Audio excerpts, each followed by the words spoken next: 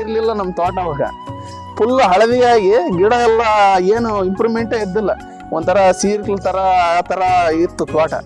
ನಾನೊಬ್ಬ ರೈತ ಆಗಿ ಒಬ್ರಿಗೆ ಒಳ್ಳೇದಾಗ್ಲಿ ಅನ್ನೋ ಉದ್ದೇಶಕ್ಕೆ ಹೇಳ್ತಾ ಇದ್ದೇನೆ. 100% ಆಗಿ ನೀವು ಹಾಕೋದ್ರಿಂದ ನಿಮ್ ದುಡ್ಡಿಗೆ ಯಾವುದೇ ರೀತಿ ಅನ್ಯಾಯ ಆಗಲ್ಲ.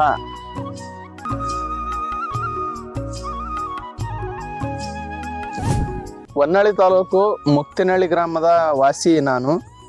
ದಾವಣಗೆರೆ ಜಿಲ್ಲೆ ಹೊನ್ನಾಳಿ ತಾಲೂಕು ಮುಕ್ತಿನಹಳ್ಳಿ ಗ್ರಾಮದನು.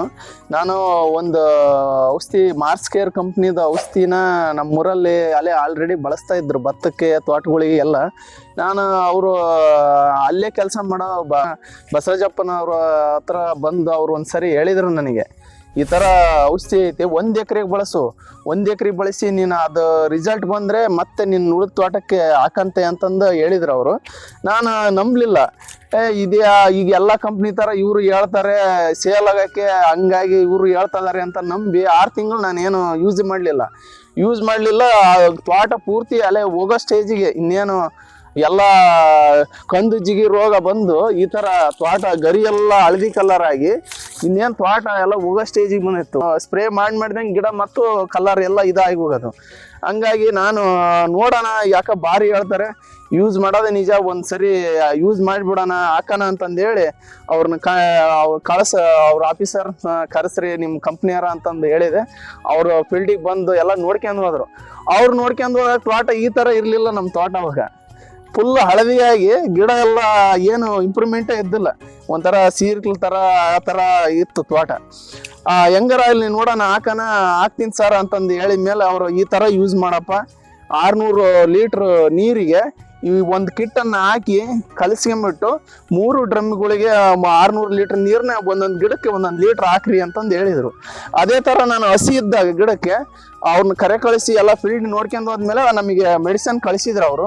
ಅದನ್ನ ಕಳಿಸಿದ ಮೇಲೆ ನಾನು ಗಿಡಗಳಿಗೆಲ್ಲ ನೀರು ಕಟ್ಬಿಟ್ಟು ಗಿಡ ಸುತ್ತಲೂ 1 ಅಡಿ ದೂರದಲ್ಲಿ ಹಾಕ್ಯಂತ ಬಂದೆ. 100ಕ್ಕೆ 100ರಷ್ಟು ರಿಸಲ್ಟ್ ಬಂದೈತಿ. ಇದು ರೋಗ ಹತ್ತಿ ಪೂರ್ತಿ ಹೋಗ್ಬೇಕಾದ ಗಿಡ ಎಲ್ಲ ಈಗ ನೋಡ್ರಿ, ಹಳೆ ಕೆಳಗಿರೋ ಗರಿಗಳೆಲ್ಲ ಯಾವ ಥರ ಆಗಿ ಇದೇ ಥರ ಅಷ್ಟು ಗಿಡನೇ ಆಗಿದ್ದು. ಮ್ಯಾಗಿರೋ ಗರಿಗಳು, ಈಗ ಕಿತ್ತಿರೋ ಗರಿಗಳು, ಆಮೇಲೆ ಇರೋ ಗರಿಗಳು ಎಲ್ಲ ತೂತಾಗಿ ಹೋಗಿದ್ವು. ತೋಟ ಪೂರ್ತಿ ಹೋಗ ಸ್ಟೇಜಿಗೆ ಬಂದು ನಿಂತ್ಕೊಂಡಿದ್ದು ತೋಟ ಇದು. ಈ ಥರ ಗ್ರೀನ್ ಆಗಿ ಎಲ್ಲ ಚೆನ್ನಾಗಾಗಿದೆ, ಒಳ್ಳೆ ಇಂಪ್ರೂವ್ಮೆಂಟ್ ಆಗಿದೆ ಗಿಡ. ಬನ್ನಿ ಇಲ್ಲಿ ನಿಮಗೆ ಇನ್ನೊಂದು ಇದು ಒಂದೇ ಹತ್ರ 4-5 ಗಿಡಗಳು ಹೋಗೋ ಸ್ಟೇಜಿಗೆ ಬಂದು ಗಿಡಗಳು ಇವೆಲ್ಲ ಹೊಸ ಸುಳಿ ಬರ್ತಾ ಇದ್ದಾವೆ ಗಿಡಗಳು ನೋಡ್ರಿ.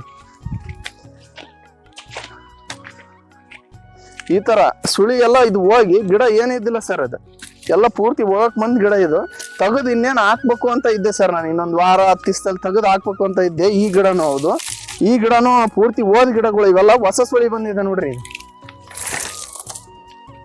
ಇನ್ನು ಇಷ್ಟೇ ಬರ್ತಾ ಇಲ್ಲ ಇದು ಸುಳಿ, ಇನ್ನು ಒಂದು ಗೇಣಿ ಮೇಲೆ ಇಸ್ತದೆ. ಪೂರ್ತಿ ಓದ್ ಗಿಡಗಳು ಇವೆಲ್ಲ ಸುಳಿ ಓಯ್ದ ಗಿಡಗಳು. ಆ ಕಡೆ ಒಂದಿದೆ ನೋಡ್ರಿ ಸರ್, ಅದು ಒಂದೇ ಹತ್ರ ಒಂದು 3-4 ಗಿಡ ಹಿಂಗಾಗಿದ್ದು ಸರ್. ಹೊಸ ಸುಳಿ ಕೀಳ್ತಾ ಇದೆ. ಇದನ್ನು ಪೂರ್ತಿ ಓದ್ ಗಿಡಗಳು. ಯಾರ ರೈತರಾಗ್ಲಿ ಒಂದು ಒಳ್ಳೆ ಕಂಪ್ನಿ ಅಂತಂದು ಹೇಳ್ತಾ ಇದ್ದೀನಿ, ಮಾರ್ಸ್ ಕೇರ್ ಕಂಪ್ನಿ ಅಂತ. ಇದು ಯೂಸ್ ಮಾಡ್ರಿ. ಯೂಸ್ ಮಾಡಿ ಮೇಲೆ ನೀವು ಕೊಟ್ಟಿರೋ ದುಡ್ಡಿಗೆ ಯಾವುದೇ ಥರದ ಅನ್ಯಾಯ ಇಲ್ಲ. ಹೊಲನೂ ಸಮೃದ್ಧಿಯಾಗಿ, ನೆಲ ಎಲ್ಲ ಒಂಥರ ಹೂವಾದಂಗಾಗಿದೆ. ಪೂರ್ತಿ ಓಡಾಡಕ್ಕೆ ಒಂದು ಚೆನ್ನಾಗಾಗುತ್ತೆ. ಹೊಲದಲ್ಲಿ ಚಪ್ಪಲಿ ಇಲ್ದಂಗೆ ಓಡಾಡ್ಬೋದು, ಆ ಥರ ಭೂಮಿ ಎಲ್ಲ ಮೆತ್ತ ಆಗಿದೆ. ಒಂದೇ ನೀರು ಬಿಟ್ಟು ನಾನು ಹಾಕಿರೋದು ಗೊಬ್ಬರ ಅಲ್ಲಿಗೆ ಗೊತ್ತಾಯ್ತು ನನಗೆ. ಒಳ್ಳೆ ಕಂಪ್ನಿ ಔಷಧಿ ಯೂಸ್ ಮಾಡ್ರಿ ಅಂತ ಹೇಳಕ್ಕೆ ಇಷ್ಟಪಡ್ತೀನಿ ನಾನು.